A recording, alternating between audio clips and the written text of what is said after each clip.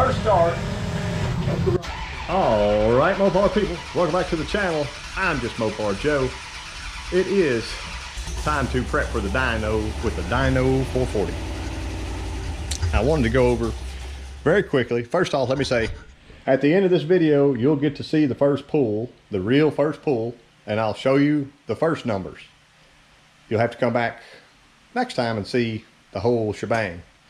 But here's our engine. So this is the Dyno 440 for my buddy Nick. It's got trickflow 240 heads. They were CNC ported and touched up some by Ed at Ed's machine.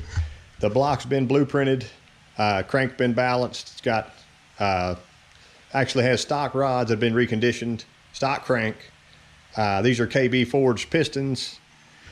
I want to say we ended up at like 10.8 to 1. You have to go back. I got a whole build series on this. It's got a hydraulic roller Urson cam, Gatorman lifters, hydraulic roller lifters, Torquer 2 intake. I did just a simple alignment on the ports. I cleaned up the intake a little bit on the inside because it was rough, but not a lot. The Fire Core Performance Products distributor. These are just some random wires that I had on the run stand. I got a video of it running already if you want to see that and listen to it. And this is going into 69 RT SE charger. I just got that bolted on so I don't lose it. I did a video on painting this block. I've done a video on literally everything about this engine. I wanted to show you the stuff we're bringing along. So step one,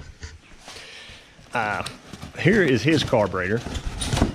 So that'll be what we begin with. It's the AED that's been fully customized. They basically start with a Holley carburetor and make it worth owning. And they shave that choke tower. I want to say this is a 750, so it's kind of like basically a 750 double pumper, quote. But that's what we're going to try to do everything with before we move up and try something different. If you'll remember my other video, I rebuilt this Dominator. It is a 1050, and I had the HVH Super Sucker that adapts that to the 4150 intake. So we're bringing that one along with us. Just in case, I'm going to bring old Reliable over here.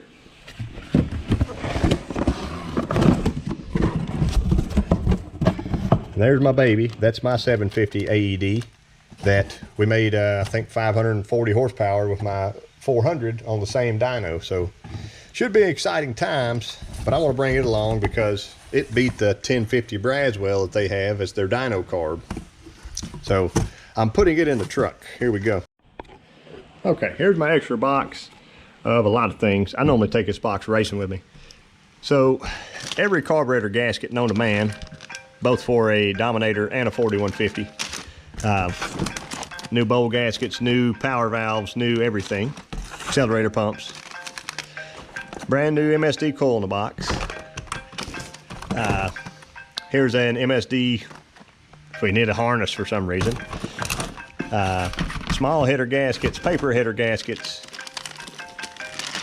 Let me move that over. Oil pan gasket. Set of head gaskets. The other set of head gaskets. The larger header gaskets, but not the great big header gaskets. Those are outside. Let me move that stuff up.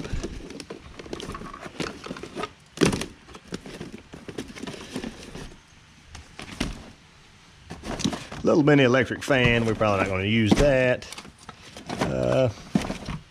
There we go. Spark plug wires, the burn prevention boots.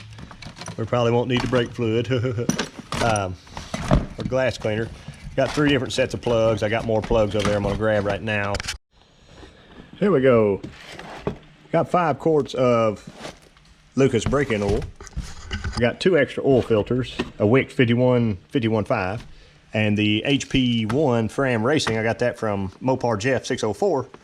And I'm hoping we can do a quick test on, he thinks that one's going to give us more power over the Wicks. I'm a Wicks man myself. This is not a Wicks Racing, it's just a plain old Wicks, but that's all I ever run on stuff. Got a whole nother set of plugs. Boom and boom. Thermostat for whenever he puts that in the car. Oil cap, grommet, extra brand new distributor cap. Full set of his wires right there that are stock style, and then my other ones that match the ones on the engine. here's how we leave it for the night. Joe just left.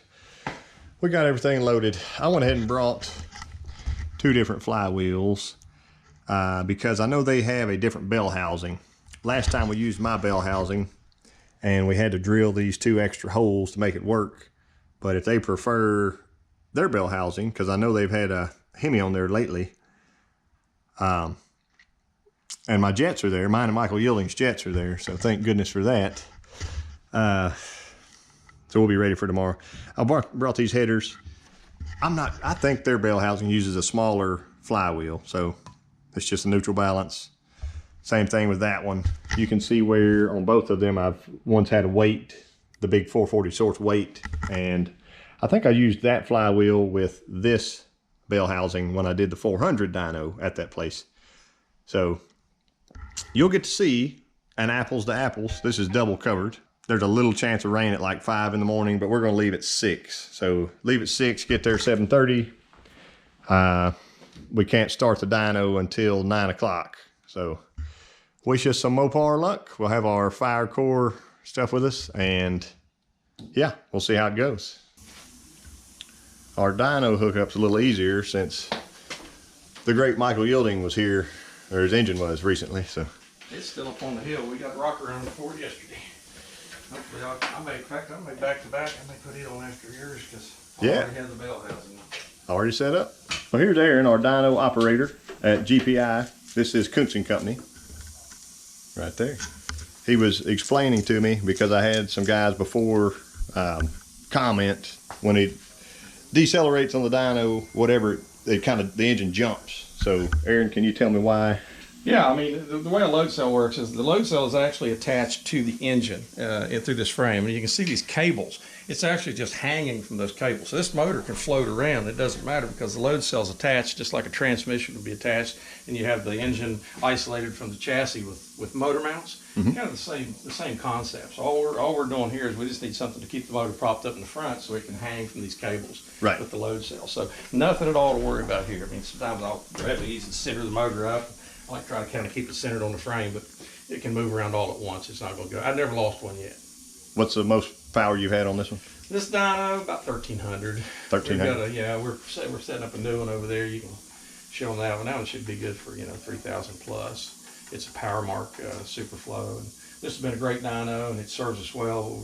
We're going to have 2. That way we can kind of specialize our EFI stuff and our R&D stuff. We're going to try to have more data gathering ability, so we can gather more data from. My dream is to eventually go to cylinder pressure transducers and things where we can really get things drilled down as far as what an engine to optimize the performance of our race engines. So. Checking for fuel leaks. Front bowled up, back bowled up. Leaks. I don't think so, but I only got 4.5 pounds on my pump at home, so.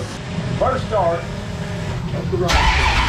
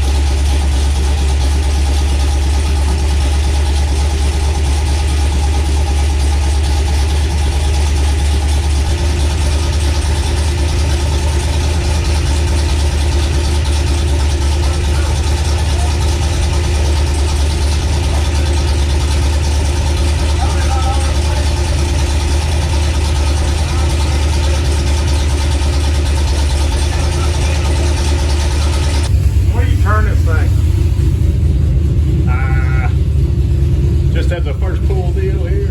Yeah, I mean in general, all progressively. I'd go to 55 if we're going to make one. But like, if you started low as you could go, just so we can see where the torque comes in. I catch it, 3,200, I might be able to.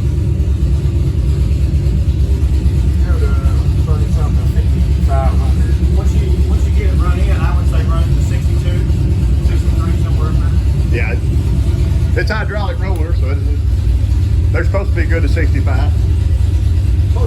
I didn't make the lifters. I don't. Get a little heat in it. I'm just gonna load it a little bit, get some heat in before we make it warm. Okay.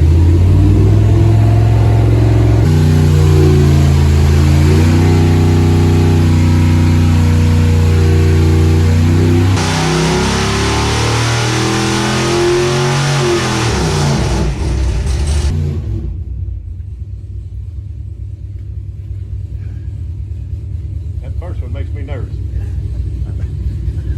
Don't scare, Joe. Get it right. You got enough to worry about. Huh? I didn't see. Corrected power.